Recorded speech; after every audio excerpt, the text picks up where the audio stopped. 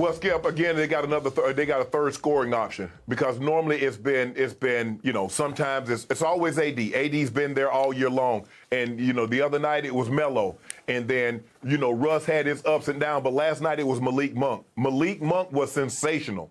Actually, the bench was sensational because Melo is a bench player, Skip. I think sometimes we forget that because he's been such a starter and a great player for such a long time. We forget that Melo comes off the bench now. But Malik Monk and Wayne Ellington, Skip, they shot the lights out of the ball last night, and they needed every big shot. Malik Monk had, I'm looking at 27 points last night, Skip, and if you go back and look at the fourth quarter, he and Russ had 21 of their 30 points. And so that was the difference in the ball game, Skip, because you look at 4:45 left in the ball game, they're down 9. Those are games that the Lakers normally lose. Yep. They go on a 13-2 run and get back and tie this thing up and really should have won it in regulation. And the Heat missed some easy looks down the stretch. Tyler Hero had a wide open three that would have given them the game in regulation. And I'm glad he kind of got cold at the end of the ball game. But I think, Skip, as long as you can find that third scoring option, because when they signed Russ, that's one of the reasons that they signed Russ, so he can be the third scoring option because you can pretty much count on him. He's going to do one thing, Skip. He's going to put up enough shots where he get points, but if you let him have the ball too much, he's also going to turn the ball over enough that you're going to feel like, damn, we could possibly lose this ball game. And again, he almost had a quadruple double. Skip, I think I'm going to start charting because I think they're really generous with Russ on the turnovers because they only had him for 8. But by my calculation, it might have been 10 or 11. I agree. But I'll leave him at 8. But Skip, down the stretch, he played really well. He made some big shots down the stretch in the fourth quarter. Now, I believe he could have got a better shot. And at no point in time, when I saw him get the ball, he waved him off. And it's like 12 seconds. I said, nobody else is getting this ball. Russ is going to take this last shot. And I said, we're going to overtime. At no point in time did I think that shot he was about to shoot was going to go in. But I believe the biggest difference in this ball game, Skip, was our bench. You get 51 points from your bench, and you get Wayne Ellington, who's just coming back. He was 4 of 6 from the three line. Malik Monk was 4 of 7 from the 3 line. And Skip, when you look at it, that was the difference. 18 to 38 from the 3. That's 47%. 50% from the floor. You're supposed to lose this game if you turn the ball over 22 times and the other team turns it over 14. They go 27 of 35 from the free throw line. You go 10 of 16 from the free throw line. But when you make 18 threes out of 38, when you shoot 50% from the floor, you're going to give yourself a chance. The game probably shouldn't have been this close if the Lakers just do a better job of taking care of the basketball.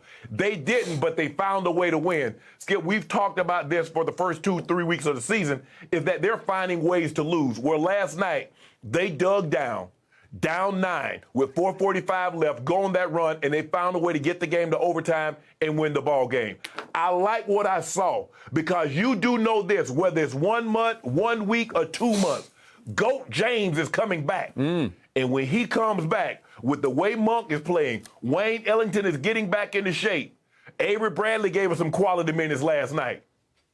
You are in trouble. Yeah, you're right. I forgot all about LeGon James. I don't know whatever happened. Oh, yeah. He was that guy in street clothes last night. Yeah, cheering. Who was head coaching the Lakers. Did you see LeBron? He took the game over. He imposed his will on the game while in street clothes. LeBron James was constantly arguing with or conferring with the referees like he was in charge of the team. I actually liked it because it created aura and mystique. Another home game for the Lakers. And by the way, LeBron rigged the schedule for the Lakers to have 12 of their first 15 games at home. I have never, ever seen anything like it. Just when I thought the home streak had ended, the home stretch. Now, here comes Minnesota, San Antonio, and then the Bulls. That's back-to-back San Antonio Bulls on Sunday, Monday night. Will it ever end? I mean, is this the first time in the history of the league that a team's going to play like 60 of 82 games at home? I don't know. Man, you know good when they're not playing no 60, no 82 games at home. Yeah, but at least LeBron finally just said, I'm not even going to disguise it anymore. I'm going to act as the head coach because we know he is the head coach. We know he is the GM. You even agreed with me yesterday. Yeah, he's the GM. This is the team that he put together wrongly, in your estimation. You know what, Skip? when I saw LeBron standing there last night and he was coaching, he's helping giving guys some pointers. Yep. I said, man, Skip Bayless going to talk about he doing Frank Vogel's job. They need to get rid. I knew you were going to say something like this. I just knew it. I led the show with it. And by the way, I did like your Freudian slip, your reference to the basketball being a football, because Russell Westbrook often dribbles a basketball like it's a football. And as you know, it would be very difficult to dribble a football, right? Because it's oblong and it has points on the end, and it would just bounce haywire on you. And that's how Russ often seems to dribble the ball, especially last night in overtime. Which brings me to my biggest takeaway from last night. I thought the Lakers were extremely lucky to finally beat a good team. And I do give you Miami is a good team, especially when Miami has Jimmy Butler, their leading scorer, and their clutch scorer, their home James scorer, referring to LeBron, because Jimmy Butler obviously turned his ankle near the end of the first quarter and was gone for the last 3 quarters and overtime of this game, or I would suggest to you that the Heat would have figured a way to win this game. So that was the first break that you got. And in the end, I was not all that impressed with the victory because the basketball gods shone on you last night. The basketball gods said, let there be Lakers tonight because you got one break after another. And I'm going to start with the shot that Russell Westbrook made at the end of the third quarter to cut it down to only a 4-point game. It seemed like it was about to be over. And can we see Westbrook's shot here at the end of the third quarter? You talking about that bank He's three? Up, and the bank is open. And I don't think he aimed at the backboard. I think he shot it so long and so hard that it banked in. Way to go, Russell Westbrook. You told him to bank the shot in. You say that's his shot. You say he should start banking threes. Okay, do you think he aimed? I don't think he aimed on that one. No, he didn't. Thank you. No. Okay, so that was the first sign that it's just going to be your night. So then, to your point, all of a sudden the Heat lead by 9 with 4:45 left. And then comes the fateful, pivotal moment of this game. Duncan Robinson had a horrendous game. Let me just sum it up on Duncan Robinson. He was 4 of 16 from the floor. He was 3 of 13 from 3. And he went to the free throw line late and missed 2 out of 3 after he got fouled on a 3-point play. So he couldn't even make his free throws. And he's like that because he's a much better 3-point shooter than free throw shooter. Which is odd. Yeah, don't ask me to explain. Okay, so we get to the pivotal moment. This is 4:07 left in the game. To go up, back up 9 points, can we see Duncan Robinson? He gets wide open for a layup on Malik Monk, a left-handed lay-in. He's just going to lay it in, and he blows it. And Monk comes back to the other end and says, I got this. And he shoots it from way downtown, and makes it. And all of a sudden, I look up and I say, wait a second, you just cut it back to 4 points. You're back in the game. And then can we see your next sign that the gods were with you? The Avery Bradley 3. This is 3:12 left in the game. This is to cut it to a 3-point game. Here's Avery Bradley, and he was been hot. He'd made his first 3 threes, and he just rips it in off the glass. Did he aim for glass? Nothing but glass. No. He almost broke the glass. He and Westbrook, I think they needed to go check the glass, make sure it wasn't cracked by either of those shots. Both of them fell, and that's when I said, okay, it's just the Lakers' night. And then a shock to me happened down the stretch. Under a minute left, Russell Westbrook, not Brick, Russell Westbrook said, give me the damn ball and get out of my way. And what did he do at 52 seconds left and then at 27.4 seconds left? Could we please see Westbrook in action?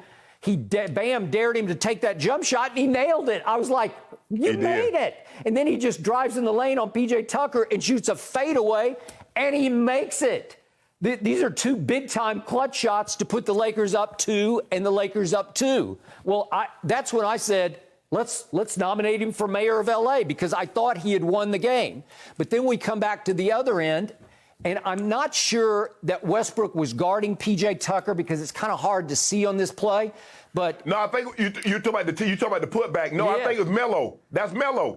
See Melo leaves. Okay. Melo, that was Melo's guy. It's probably Melo. But it's also up to Russ to at least have an eye out that you got to screen somebody, and he doesn't screen PJ running in from the corner, and Tyler Hero finally missed a three, and Russ didn't screen at all or even make an attempt to, and that ties the game. And that was actually the first three.